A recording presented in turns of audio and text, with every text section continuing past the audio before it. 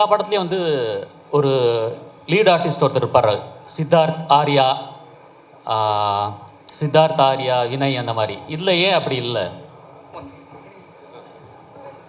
ஆக்சுவலாக இந்த படம் நான் ஆரம்பிக்கும் போது எனக்கு இதில் நடிக்கிற ஐடியா இல்லை ஒரிஜினலாக பார்த்தேன். அதனால் என்ன பண்ணால் ஸ்கிரிப்ட் பண்ணும்போதே வந்து மேல் கேரக்டர் ஒன்று தான் இருந்துச்சு.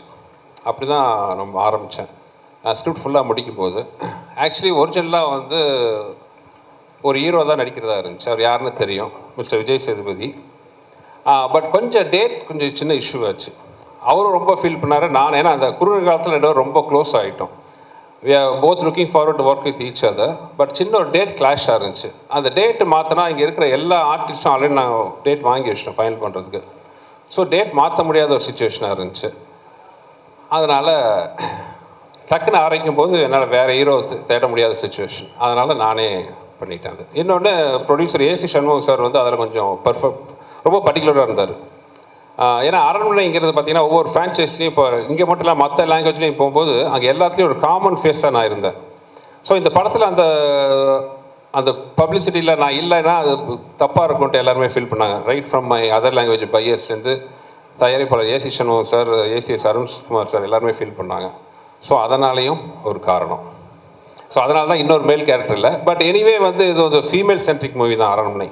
So more then ராஷிகன் and Tamannaah வந்து அதை அதை வந்து கரெக்டாக இது பண்ணிட்டாங்க. சுந்தர் சார், ட்ரெய்லர் நல்லா இருக்குது, ரொம்ப கிராண்டியராக இருக்குது, வாழ்த்துக்கள். மற்ற 3 பார்ட்டோட இதில் என்ன சார் ஸ்பெஷல்? சிஜி தவிர என்ன கண்டென்ட் வைஸ்? சார் மற்ற படம் எல்லாத்துலேயும் பார்த்தீங்கன்னா அந்த எனிமிட்டி, நான் அப்படியே ஸ்பீச்சில் சொன்ன மாதிரி பார்த்தீங்கன்னா ஒரு எனிமிட்டி பேஸ் பண்ணி தான் இருந்துச்சு. இப்போ ஃபஸ்ட்டு படத்தில் பார்த்தீங்கன்னா அன்சிகா கேரக்டர் பார்த்தீங்கன்னா அவங்க காதல் நிறைவேறதுக்கு முன்னாடியே கொண்டுருவாங்க. ஸோ அதனால் வர்ற ஒரு இது. செகண்ட் பார்ட்டில் அதே மாதிரி பார்த்தீங்கன்னா அன்சிகா வந்து அவங்க குடும்பத்துக்கு அகேன்ஸ்டாகவே ரிவெஞ்ச் எடுப்பாங்க. தேர்ட் பார்ட்டில் ஆண்ட்ரியா வந்து அவங்க குழந்தைக்கு வாழ்வு கொடுக்க முடியாமல் செத்துருவாங்க. அந்த வெஞ்சன்ஸுக்கு வந்து ரிவெஞ்ச் எடுப்பாங்க. மாதிரி ஒரு பர்சனல் வெஞ்சன்ஸ் வச்சு தான் அந்த 3 பார்ட்டு இருந்துச்சு. பட் இந்த பார்ட் அப்படி இருக்காது. நான் ஸ்பீச்சில் சொன்ன மாதிரி ஒரு வேற ஒரு பேக்ட்ராப்பில் இந்த கதையை சொல்லியிருக்கோம். அது ரொம்ப ஒரு இன்ட்ரெஸ்டிங்கான விஷயமா இருக்கும். ஒரு அந்த மாதிரி ஒரு கெட்ட சக்திக்கும் ஒரு தாய்க்கும் நடக்கிற ஒரு போராட்டம் மாதிரி இந்த படத்தோட பேச வரும். ஸோ அந்த விஷயத்தில் வந்து டோட்டலாகவே நீங்கள் அரண்மனை 1, 2, 3 பார்ட்டுக்கும் 4க்கும் பெரிய கான்ட்ராஸ்ட் இருக்குன்னு நான் நம்புகிறேன். அதாவது நாங்கள் நம்பி எடுத்திருக்கோம், ஆடியன்ஸ் பார்த்து அது சொல்லணும் அவங்களுக்கு பிடிச்சிருக்கான்ட்டு அந்த நம்பிக்கையில் எடுத்துருக்கோம். ஃபுல்லாகவே ஒரு வித்தியாசமான அரண்மனை நீங்கள் பார்க்கலாம் விஷுவலாக. இன்றைக்கி எல்லாருமே நாங்கள் க்ரீனில் உட்காந்துருக்கோம்.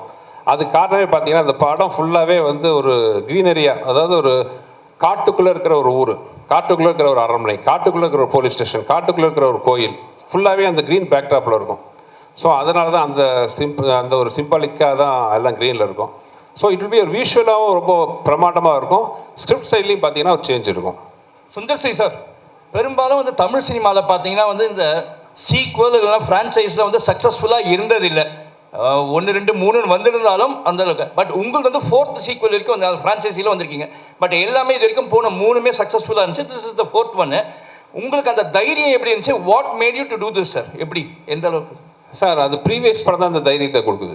அதை நான் அப்படியே சொன்ன மாதிரி ஃபர்ஸ்ட் பார்ட் 1 தான் வந்து செகண்ட் இருக்கிற தைரியத்தை கொடுத்துச்சு. அதே மாதிரி தான் அடுத்தடுத்த பார்ட்டும்.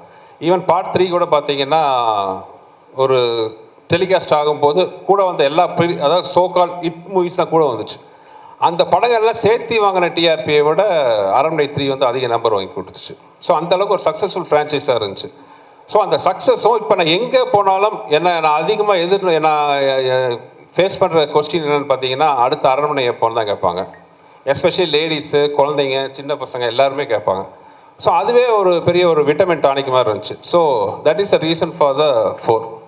சார் சுந்தர் சி சார், அரண்மனை சார், இங்கே சார் அரண்மனையை விட்டு வெளியே வர மாட்டேங்கிறீங்க. ராஜாவாக இருக்கிறது சௌகரியமாக இருக்குங்கிறதுனாலயா, இல்லை ராணிகளை மட்டும் பார்த்துட்டு நம்மளே ராஜாவாக இருக்கலாமுங்கிற எண்ணத்தினாலயா? கேட்க நல்லா தான் இருக்குது. அப்படி இல்லை. ஆக்சுவலி நடுவில் நிறைய படம் பண்ணிட்டு தானே சார் இருக்கேன்.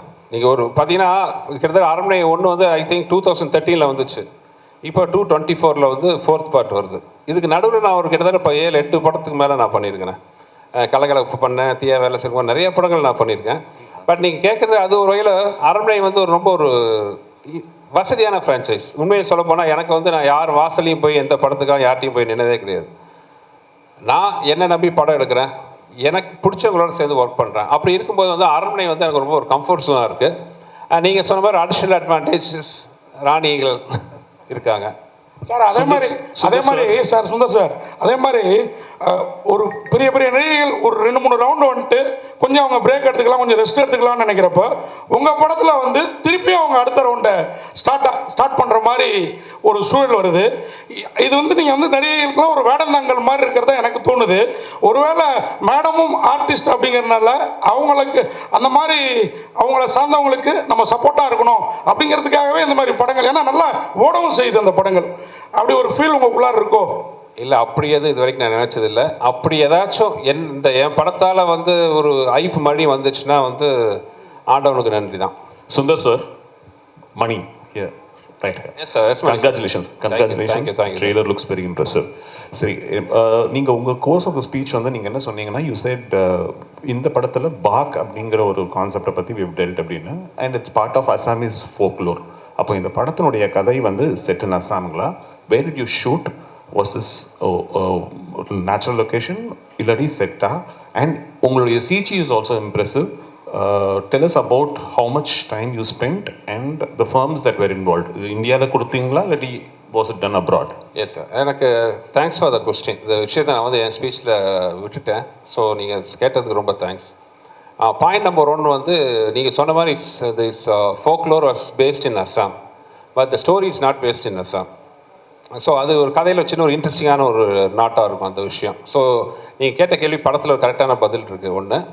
செகண்ட் வந்து எனக்கு சில விஷயங்கள்லாம் ரொம்ப ஒரு பிடிவாதமாக இருப்பேன். அதாவது ஒரு விஷயம் என்னென்னா, மக்கள் எம்ஜிஆர் சாங்கில் கேட்குற மாதிரி, என்ன வளம் இல்லை இந்த திருநாட்டில், ஏன் கையை ஏந்த வேண்டும் வெளிநாட்டில்ங்கிற மாதிரி நம்ம ஊரில் இல்லாத டேலண்ட் எங்கேயுமே கிடையாது.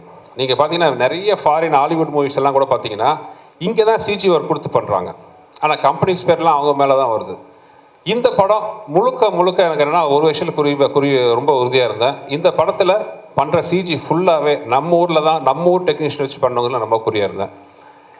படம் பார்த்து நிறைய பேர் என்கிட்ட கேட்டாங்க, நீங்கள் கேட்ட மாதிரி நீங்கள் பார்க்காம கேட்டீங்க, ஆனால் பார்த்தவங்க கூட சில பேர் கேட்டாங்க, எந்த கண்ட்ரியில் பண்ணீங்க, எந்த கம்பெனியில் பண்ணீங்கன்னு. இது முழுக்க நான் சென்னையில் தான் நம்ம ஊர் டெக்னீஷியன் வச்சு பண்ணேன்.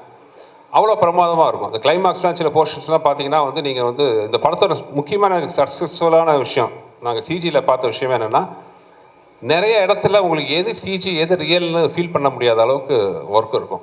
ஸோ அதுவே இப்போ ஒன்றும் இல்லை, இப்போ தமனா ராஷிகன சாங் பார்த்தீங்க, அந்த சாங்கில் கிட்டத்தட்ட பேக்ரவுண்டில் ஒரு 70% வந்து சிஜி தான். ஸோ அதுதான் இதில் படத்தில் பெரிய ப்ளஸ் பாயிண்ட். மறுபடியும் அதே தான் நான் சொல்கிறேன், என்ன வளம் இல்லை இந்த திருநாட்டில் மாதிரி நம்ம ஊரில் இருக்கிற மாதிரி டேலண்ட் எங்கேயுமே கிடையாது. ஸோ நம்ம ஊர் டேலண்ட்டை வச்சே வந்து we can give such a wonderful result. Sundar sir, thank you sir. Yogi Babu sir இன்னைக்கு பாலிவுட்லேருந்து ஹாலிவுட் வரைக்கும் பிஸியான ஆர்டிஸ்ட். அவரை வச்சு எப்படி ஷூட் பண்ணீங்க? எத்தனை நாள் கால் ஷீட்டு? அவர் எப்படி பர்ஃபார்மன்ஸ் படத்தில் அவரோடது? யோகி பரிதாபமாக என்கிட்ட மாட்டிகிட்டு இருக்காரு. யோகியை பொறுத்தவரை என்ன, யோகிட்ட நான் டேட் கேட்க மாட்டேன், சொல்லுவேன். யோகி அடுத்த மாதம் 12ஆம் தேதியிலேருந்து ஒரு 18ஆம் தேதி வரைக்கும் வந்துருங்க யோகி அப்படின்னா, அவர் ஏதோ போன ஜென்மத்தில் என்கிட்ட கடன் பட்டாரா என்னன்னு தெரியல. எந்த ஷூட்டிங்காக இருந்தாலும் கஷ்டப்பட்டு அட்ஜஸ்ட் பண்ணிட்டு வந்துடுவார். இப்போ கூட வந்து அடுத்த ஒரு படம் பண்ண போகிறோம், இப்போ தான் இங்கே தான் பேசிகிட்டு இருந்தேன், யோகி எத்தனாம் தேதி ஆரம்பிக்கிறோம் அப்படின்ட்டு. ஐயோ முடியாது, கஷ்டம், அந்த ஷூட்டிங்லாம் பதிலே இல்லை, அந்த வார்த்தையே இல்லை. சரி சார், எதுனிக்கு சார் வரணும் சார், வந்துடுறேன் சார், இவ்வளோ தான். ஸோ அது ஏதோ பூர்வ ஜென்ம பந்த மாதிரி ஆகிப்போச்சு எங்கள் 2 பேருக்கும்.